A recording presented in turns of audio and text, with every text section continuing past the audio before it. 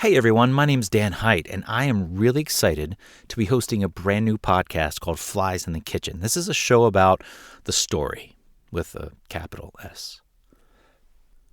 I am a songwriter. I've been writing songs for a long time. But when I was a kid, long summer vacation road trips acquainted me with friends like John Denver, Willie Nelson, Loretta Lynn. These were my very first teachers of how to tell a good story. I could picture everything they sang about in their songs in my head, like a movie. The detail, the specific images, they all stayed with me my whole life. In fact, I can still see those images today. John Prine wrote a devastatingly lovely song called Angel from Montgomery. It's been covered 100 times. You've probably heard Bonnie Raitt sing it. If you haven't heard it, I strongly encourage you to hit pause right now and Google it. It's a song about an old woman, which is unmistakable. The very first line is, "I am an old woman named after my mother." But the song describes looking back on a long and weary life and wishing for relief. Interestingly enough, though, the smallest part of the song becomes, at least for me, the most significant. It's the beginning of the third verse. It goes, "There's flies in the kitchen, I can hear all their buzzin', and I ain't done nothin' since I woke up today."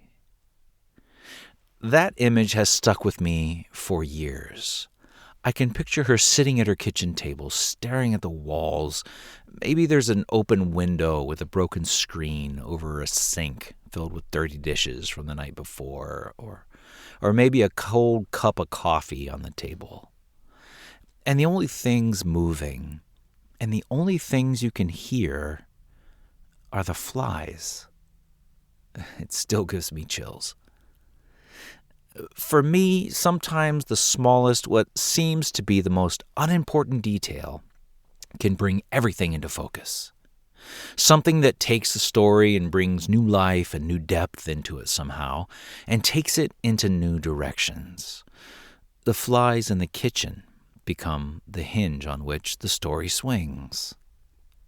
And this is what I'm hoping for with this podcast. I have a lot of friends in the creative community, songwriters, musicians, poets, visual artists, authors. We all have a story to tell, and I want to provide a space for folks to tell theirs.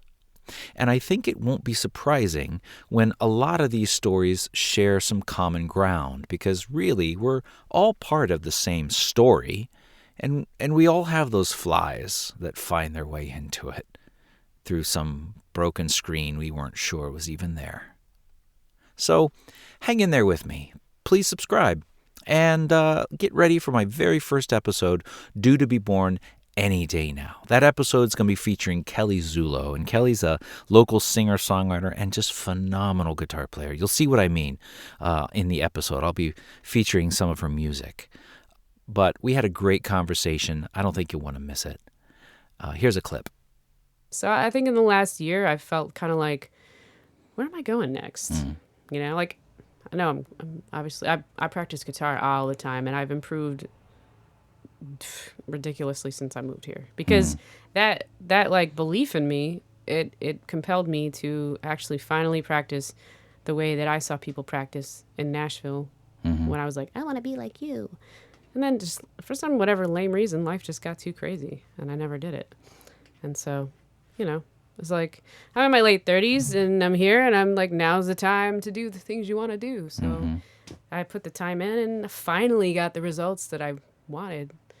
But is it easy now? No, of course not. I'm still fighting the same like things that I was even when, you know, I was a little less polished. So. Well, there's more where that came from. So be sure, like I said, to subscribe. And you can also find me on Twitter and Facebook at FITK Pod. And thanks for tuning in. And let's go make some stories.